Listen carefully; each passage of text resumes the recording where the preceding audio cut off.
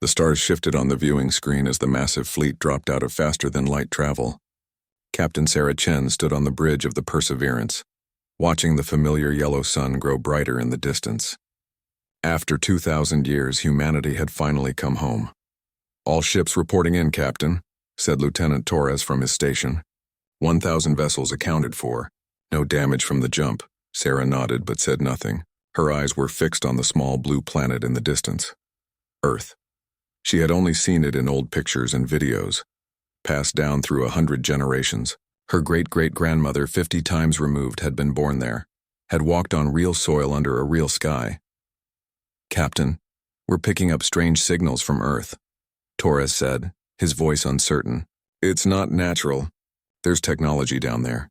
Sarah's heart sank. They had expected a dead world. The old record said Earth was dying when humanity left. The air was poisoned, the oceans were acid, and nothing could grow. That was why 10 million people had packed themselves into colony ships and left their home behind. "What kind of technology?" Sarah asked. "Advanced. Very advanced. I'm detecting power sources all over the planet, cities, ships in orbit." Torres looked up from his screen, confusion on his face. "Captain, I think someone else lives there now." The bridge fell silent. 2,000 years of traveling through the dark. 2,000 years of fighting to survive on frozen worlds and desert planets. 2,000 years of hoping that one day they could return home. And now someone else was living in their house. "Open all channel," Sarah said quietly. "Broadcast on every frequency." She walked to the center of the bridge and began to speak. "This is Captain Sarah Chen of the human fleet. We are the children of Earth, returning after a long absence. We come in peace. We wish to speak with whoever now calls our homeworld their own." They waited. Minutes passed in silence. Then the screen flickered to life. The face that appeared was not human. It was beautiful in a strange way, made of crystal that caught the light and split it into rainbows. The being's eyes glowed with a soft purple light. "I am Empress Shiva of the Velk Dominion," the being said. Her voice sounded like wind chimes. "This world is the sacred birthplace of my people. We evolved here. We built our civilization here. This is our world by right of origin." Sarah felt cold. "With respect, Empress, this world was ours first. We were born here. We left because we had no choice. But we have always dreamed of coming home."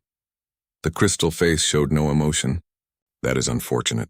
The Velk have lived here for 100,000 of your years. We know nothing of your kind. Perhaps you are mistaken about your origins." "We are not mistaken," Sarah said firmly. "We have records, DNA samples, soil from Earth still preserved in our archives. This is our world." Empress Shiva was quiet for a moment. Then she spoke, and her words were final. "The Velk do not share. We have defended this world from 17 invasions. Our weapons are the strongest in this region of space. I will give you one chance. Leave now and live. Stay and you will be destroyed." The screen went dark. Sarah stood very still. Around her, the bridge crew waited for orders. She thought about the 10 million souls spread across the 1,000 ships of the fleet. People who had been born in the dark between the stars. Children who had never seen a real sunrise. Old people who had spent their whole lives dreaming of a home they would never see. She thought about her own childhood on the Generation ship. The recycled air that always tasted stale. The artificial lights that never quite felt like real sun. The cramped spaces where everyone lived on top of each other. The drills for hull breaches and radiation leaks. The fear that lived in everyone's hearts that maybe, just maybe, they would die in the dark before reaching Earth. "Lieutenant Torres," Sarah said, her voice steady. "Bring the fleet to full alert. Deploy scouts to map their defenses. Send word to all ship captains. We're not leaving, Captain," Torres said carefully. "They said they've defended against 17 invasions. Their weapons—" "I don't care," Sarah interrupted. "Do you know what we've survived? We crossed the dead zone where space itself was broken. We fought off the machine swarms at Kepler 442. We survived the plague that killed 1 million people in 1 year. We lost 3 entire ships to a black hole and kept going. We adapted to radiation that should have killed us. We learned to live on worlds with no air and no water." She turned to face her crew. "We didn't survive 2,000 years in hell just to turn around at the doorstep of heaven. This is our home. We were born there. We bled for the right to return, and no one, no matter how powerful, is going to take that away from us." Torres straightened in his chair. "Yes, Captain. Sending orders now." Sarah looked back at Earth, glowing blue and green in the dark. Somewhere down there, the Velk were preparing their weapons. They thought humanity was just another weak species to brush aside. They were about to learn what 2,000 years of suffering had forged. The Velk fleet appeared on the scanners like a swarm of angry insects. 200 warships, each one gleaming with crystal technology that bent light in beautiful, deadly patterns. They moved toward the 3 human scout ships near Mars with perfect precision. "They're beautiful," whispered Lieutenant Harris from the scout ship Wanderer. She had never seen alien warships before. They looked like flying cathedrals made of diamond and light. "All scouts, this is Perseverance," Captain Chen's voice came through the comm. "Hold position. Let them make the first move. You, Captain. Shouldn't we retreat?" Harris asked. 3 small ships against 200. It seemed like suicide. Negative. "Hold position. Trust the plan." Harris swallowed hard and gripped her controls. Through the window she could see Mars, the red planet where humans had first tried to build a new home before the long exodus. Now Velk structures covered its surface too. The enemy fleet stopped at weapons range. For a moment everything was still. Then space lit up like a sun. Plasma lances shot out from the Velk ships, bright blue beams of superheated matter, each one hot enough to melt a mountain. They slammed into the Wanderer and the other 2 scout ships. Harris closed her eyes, waiting for death. But it didn't come. When she opened her eyes, she saw the plasma spreading across an invisible bubble around her ship. The deadly beams broke apart like water hitting a wall. The temperature inside the Wanderer didn't even rise. "Shields holding at 98%, reported her engineer, his voice full of wonder. "They're barely touching us." More weapons fired. Quantum torpedoes that could tear holes in reality itself. Missiles that turned matter into pure energy. Wave after wave of destruction that had conquered 17 star systems. All of it broke harmlessly against the human shields. "This is impossible," came a voice over the open channel. A Velk commander, his crystal voice cracking with disbelief. "Nothing survives our first strike." "Nothing." Captain Chen's voice was cold when she answered. "You've never fought anyone who crossed the dead zone. You've never fought anyone who had to shield their ships from radiation that would kill you in seconds. Your weapons are impressive, but we've seen worse, much worse. Fire everything," the Velk commander screamed. "Destroy them." The alien fleet unleashed its full power. The space around the 3 scout ships became a hell of energy and fire. Any other species would have been vaporized. The human shields glowed bright but held firm. "Captain," Harris said quietly into her comm, "they're not even scratching us. Should we?" "Now," Chen said. The human fleet didn't have fancy energy weapons. No plasma lances or quantum torpedoes. What they had was simple. Chunks of metal accelerated to 30% of light speed. The Perseverance and the other capital ships launched their kinetic kill vehicles. They were just tungsten rods, really. Dense metal shaped into darts.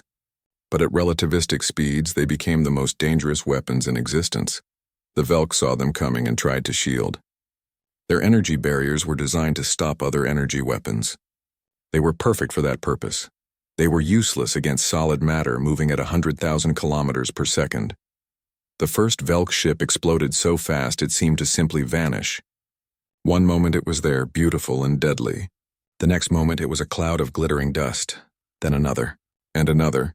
The kinetic rounds punched through the Velk ships like bullets through paper. Their shields might as well have not been there. Each impact released energy equal to a nuclear bomb. Ships broke apart. Debris clouds expanded in silent fury. Harris watched in horror and awe as the enemy fleet died. It took 14 minutes. 200 Velk warships reduced to scrap and vapor. The human ships hadn't even needed to move. "Cease fire," Chen ordered. "Let any survivors retreat." There were no survivors. The comm channels were full of chatter. Human crews talking excitedly, nervously. Many of them had never seen real combat before. They had trained for it, prepared for it, but seeing it was different. Sarah Chen sat in her captain's chair feeling nothing but tired. Her tactical officer was young, barely 30, and he looked sick. "They didn't stand a chance," he whispered. "We just erased them." "They fired first," Chen reminded him. "They had every opportunity to talk, to share. They chose war." "But still, listen to me," Chen said, her voice hard. "My grandmother told me stories about the Exodus, about ships that broke down and couldn't be saved, about children who died from radiation before they were 5 years old, about parents who threw themselves out of airlocks so there would be more air for everyone else. We paid for this homecoming in blood and tears. I won't apologize for protecting what's ours." A message came through from Earth. Empress Shiva's face appeared on the screen again. This time her glowing eyes showed emotion. Fear. How? She demanded. Our weapons have never failed before. How did you survive? Because we had to, Chen said simply. When you have no choice but to survive, you learn to be very good at it. This isn't over, Shiva said. Earth has defenses you cannot imagine. Weapons given to us by the architects themselves, the oldest and most powerful civilization in the galaxy. You may have won this battle, but you will not win the war. The screen went dark. Chen looked at her tactical display. Earth was activating something. Massive power sources coming online all over the planet. Orbital platforms rising from hidden bays. Weapons that made the Velk fleet look like toys. All ships, she broadcast to the fleet. Prepare for round 2. And remember, we didn't come this far to fail now. Around her, the human fleet formed up into defensive patterns. Patterns learned from 1,000 battles across 2,000 years. Patterns that had kept them alive when everything else tried to kill them. The Velk were about to learn that their store-bought weapons were nothing compared to the innovations of desperation. The orbital platforms were ancient and terrible. They hung in space around Earth like a crown of thorns, each one bristling with weapons that could crack moons. The Velk had bought them from the architects at enormous cost. They were meant to make Earth undefeatable. Young tactician Cress watched from the command center deep beneath the surface. Her crystal body reflected the light from 100 screens, each one showing a different part of the battle space. She had studied warfare her entire life. And she knew what these weapons could do. Activating antimatter mines, announced the weapons officer. Thousands of small devices appeared throughout the space around Earth. Each one contained a tiny amount of antimatter held in magnetic bottles. When they detected a ship, they would detonate, releasing energy that could vaporize anything nearby. The human fleet advanced steadily toward Earth. They didn't hesitate. They didn't slow down the first mines detonated. Brilliant flashes of light that would have blinded anyone watching. Enough energy to destroy a city, released in a fraction of a second. The human ships sailed through the explosions without slowing. Impossible, breathed the weapons officer. Those mines should have destroyed them. Cress leaned forward, watching closely. She could see now. The human ships weren't tanking the explosions. They were surrounded by clouds of tiny objects too small to see individually. Millions of microdrones, each one programmed to intercept and destroy threats. The antimatter explosions were caught by these drones, which sacrificed themselves to protect the ships. Before each ship could be harmed, the drones were replaced by new ones. It was like watching a living shield that healed itself. Activate graviton beams, Empress Shiva commanded from her throne. The platforms fired again. This time the weapons bent space itself. They created gravity wells strong enough to crush a ship into a ball of compressed metal. The Velk had used these weapons to destroy asteroid fortresses. The beams struck the human ships. Space warped around them, trying to squeeze them flat. The human ships shuddered. Their hulls creaked. For a moment, Cress thought it had worked. Then the ships adjusted. They released some kind of counterfield that pushed back against the gravity. The space around them rippled and stabilized. How? Shiva demanded. Nothing can resist graviton beams. Cress was beginning to understand. She pulled up the human fleet's travel route on her screen. Empress, look at this. Their path took them through the Kelnor sector. So? The Kelnor sector contains 3 neutron stars and a black hole. The gravity there is... Cress paused, amazed. They flew through that. They had to develop shielding just to survive the journey. Then we'll use the architect weapons, Shiva said. Her voice was desperate now. The reality shears. Nothing survives those. The most expensive weapons activated. Reality shearing devices that existed partially outside normal space. They didn't just destroy matter. They removed it from existence entirely, cutting holes in the fabric of reality itself. Purple light swept across the human fleet. Ships began to fade, being erased from existence. But then something strange happened. The human ships started to glow with the same purple light. They were matching the frequency somehow, refusing to be pulled out of reality. Cress pulled up more data on human travels. Her eyes widened. They crossed the veil. Every Velk in the command center turned to look at her. The dimensional rift in Sector 339, Cress continued. It's marked on all maps as impassable. Space itself is broken there. They didn't go around it. They went through it, the Empress stared. No one goes through the veil, no one survives the veil. They did, Cress said quietly. And they learned how to navigate between dimensions to do it. The reality shears failed. The human ship solidified again, intact. All platforms, fire at will, Shiva screamed. Everything. Use everything. The orbital defense network unleashed total war. Energy weapons, kinetic weapons, exotic weapons that twisted physics itself. The space around Earth became a storm of destruction that would have sterilized the planet if any of it had missed. The human fleet advanced through it all. Ships were damaged. Some were destroyed. But they kept coming, replacing losses with reserves, adapting to each new threat. Cress watched their formation and noticed something that made her blood run cold. The human ships moved together with perfect coordination. When one ship was damaged, others covered it instantly. When a gap appeared in their formation, it was filled before the Velk could exploit it. They're linked, she said. Neural networks. They're fighting as one mind. She pulled up more data, hacking into intercepted human communications. What she found terrified her. The humans didn't just share tactical data. They shared thoughts, experiences, emotions. When they fought, they became a single organism with 1,000 bodies. The Velk fought as individuals, even with coordination. Each captain made their own decisions, followed their own instincts. The humans fought as one. Every ship knew what every other ship was thinking. Every crew member was part of one vast consciousness that spanned the entire fleet. Empress, Cress said, her voice shaking. We can't win this. They've spent 2,000 years surviving things we can't imagine. Every challenge made them stronger. Every loss made them more united. They're not just a fleet. They're a hive mind of survivors. Silence. Shiva rose from her throne. We have one more option. Summon the architects. If anyone can stop these creatures, it's them. Cress wanted to argue, but she was just a tactician. Shiva was the empress. The communication went out. A message to the architects begging for help, offering anything in return for aid against the human invasion. Outside, the human fleet had destroyed 70% of the orbital platforms. They were closing on Earth itself now, their weapons aimed at the cities below, but they weren't firing. They were waiting. Why don't they attack? The weapons officer asked. Cress looked at the tactical display. The humans had Earth at their mercy. They could bombard the planet right now, but they weren't, because they don't want to destroy it, she realized. It's their home. They want it intact. A reply came from the architects. It was short. We are coming. In the command center, everyone cheered. The architects were the oldest civilization in the galaxy. They had technology that seemed like magic. If anyone could defeat the humans, it was them. Cress didn't cheer. She watched the human fleet and thought about what they had survived.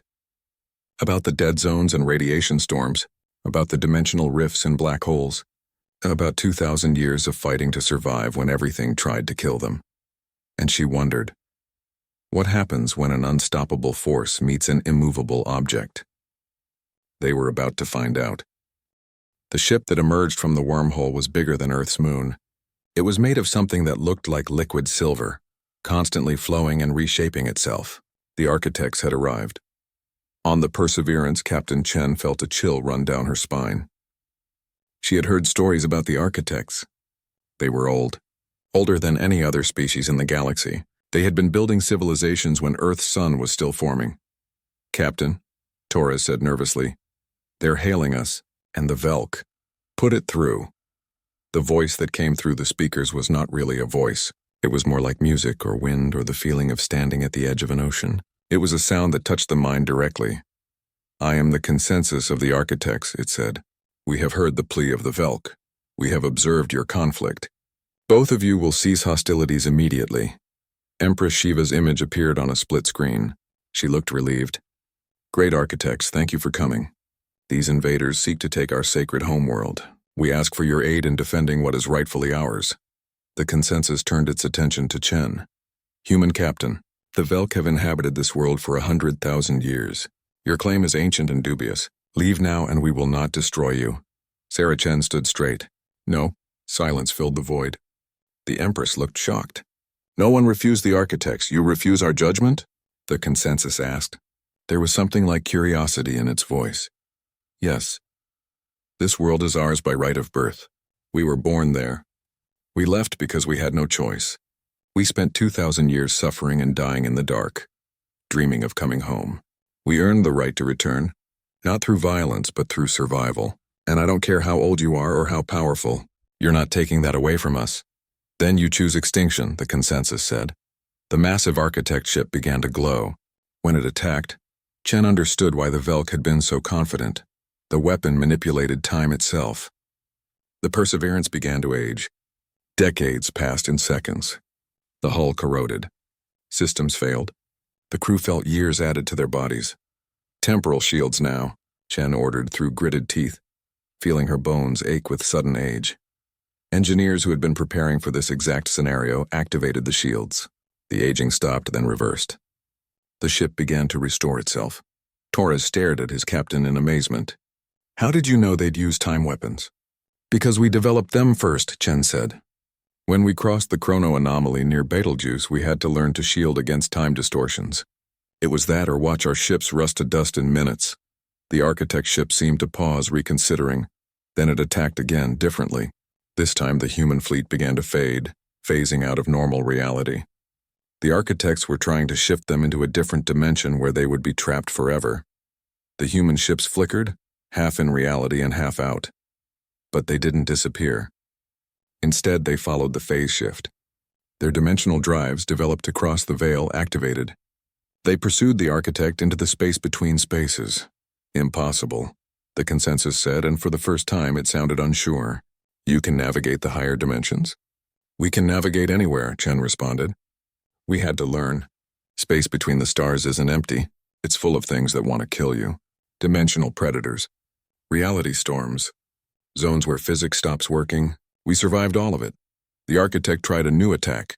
A direct assault on consciousness itself, trying to scramble the neural networks that linked the human crews together. The human fleet reeled. Crew members grabbed their heads, crying out. The shared consciousness that connected them became a weapon against them as the pain multiplied across thousands of minds. But then, something happened. The consciousness didn't break. It absorbed the attack. Thousands of minds working together were stronger than one, even one as old as an architect. They processed the pain, distributed it, diluted it until it was manageable. Enough, the consensus said. The attack stopped. The architect ship hung in space, its silver surface rippling with what might have been thought. You are remarkable, it finally said. We have existed for 500 million years. We evolved in a peaceful nursery of stars where resources were plentiful and dangers were few. We became powerful through time and study. But you became powerful through suffering. The consensus paused, and when it spoke again, there was something like respect in its voice. You were forged in fire. Every challenge that should have killed you made you stronger instead. You adapted to radiation, to vacuum, to dimensional rifts, to time distortions. You learned to think as one while remaining individuals. You created weapons from desperation that we never imagined. You are the children of adversity, and you have earned your strength. Then you'll let us reclaim Earth? Chen asked, hardly daring to hope. No, the consensus said. I will give both of you a chance to prove your worth. Because something is coming that threatens us all. The architect ship projected an image into space. It showed a wave of darkness sweeping through the galaxy. Wherever it touched, stars went dark. Planets were consumed. Entire civilizations vanished. The Scourge, the consensus said. Entities from beyond reality. They feed on matter, energy, and life itself. We have known about them for 1,000,000 years. We have been preparing, but even we are not certain we can survive them. Empress Shiva stared at the projection in horror. How long until they reach us? They are already here. As if summoned by the words, space itself began to tear. Holes opened in reality, and through them came the Scourge. They looked like shadows that moved wrong. Like holes in space that consumed light. Like nightmares made solid. They numbered in the millions, and they swept toward Earth like a wave of darkness.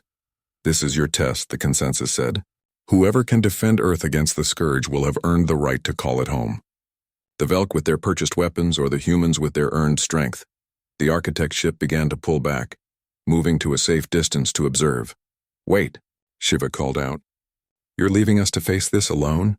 If you cannot defend your claim, the consensus said, then you do not deserve it. The Velk fleet, what remained of it, pulled back to defensive positions around their cities. They powered up every weapon they had left, but Cress could see the fear on every face. The human fleet moved forward, placing themselves between Earth and the Scourge. "All ships," Captain Chen broadcast, her voice steady. "This is what we trained for. This is what we've been preparing for since we left home 2,000 years ago. We're not running anymore. We're not hiding anymore. We're making our stand here at home and nothing is getting through us." The Scourge descended on the human fleet like a storm of darkness, and the final battle began. The Scourge hit the human fleet like a tsunami of darkness. They didn't move like normal ships. They phased in and out of reality, existing partially in several dimensions at once. They passed through shields as if they weren't there, latching onto the hulls of ships and beginning to consume them. On the Perseverance, alarm screamed. The ship's hull was being eaten away molecule by molecule. "Shields are useless," Torres shouted. "They're passing right through." Captain Chen watched 3 human ships disappear, consumed entirely by the shadow creatures. Her jaw clenched. They hadn't come this far to lose now. "Activate Protocol Omega," she ordered. "Captain, that's never been tested in real combat," her chief engineer protested. "We tested it on the edge of the Thanatos Void. It worked there. It'll work now. Do it." The engineer hesitated only a moment, then pressed the activation sequence. Throughout the fleet, every human ship powered up a weapon they had hoped never to use. The entropy cannons came online. They had been developed during humanity's darkest hour, when the generation ship Icarus had stumbled into a stellar phenomenon that shouldn't have existed. A region of space where the laws of thermodynamics were reversed, where everything aged to dust in minutes. Hundreds of thousands had died before the ship escaped, but human scientists had studied that horror. They had learned from it, and they had weaponized it. The cannons fired and reality screamed. Where the weapon struck, time accelerated to infinity. The heat death of the universe compressed into a single moment. The Scourge entities that were hit aged trillions of years in seconds. They withered, faded, and ceased to exist. The shadow creatures pulled back, confused. For the first time in their invasion across the galaxy, they had encountered something that could hurt them.